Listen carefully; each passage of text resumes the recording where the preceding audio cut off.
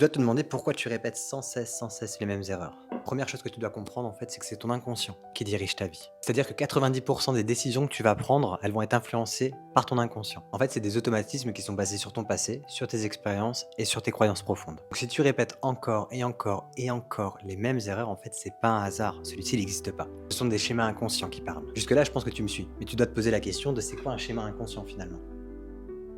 Donc, pour faire simple, en gros, ce que tu pourrais faire, c'est une programmation mentale, d'accord, qui va te pousser à agir d'une certaine façon sans que tu t'en rendes compte.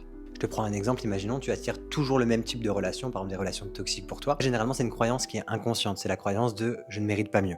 Un autre exemple, tu as tendance à procrastiner sur tes projets importants. Ça peut venir inconsciemment de la peur de l'échec ou de la peur du succès. Et avec toutes ces peurs, ces croyances que tu portes à l'intérieur de toi, ton inconscient il va créer ce qu'on appelle des mécanismes de défense, qui en premier lieu sont vraiment là pour venir te protéger, mais malheureusement, en fait, généralement, ils vont te bloquer. Donc il y a différents types, bien sûr, de mécanismes de défense. Tu as le premier, par exemple, le déni. Genre, je sais pas, c'est pas si grave.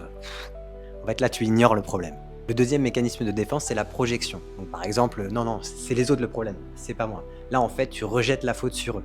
Troisième mécanisme de défense, c'est l'évitement. Par exemple, ouah, je verrai plus tard. En fait, dans ces cas-là, tu fuis, ce qui te met mal à l'aise. Donc maintenant, comment reprogrammer ton inconscient? Le premier conseil, c'est que je vais t'inviter à observer tes schémas.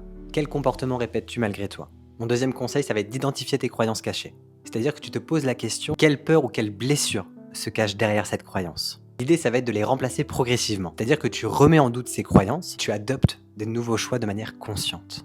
Alors oui, c'est sûr que c'est un travail qui demande énormément de temps. Mais je dis pas l'inverse. Et la prise de conscience, ça, c'est la première clé du changement.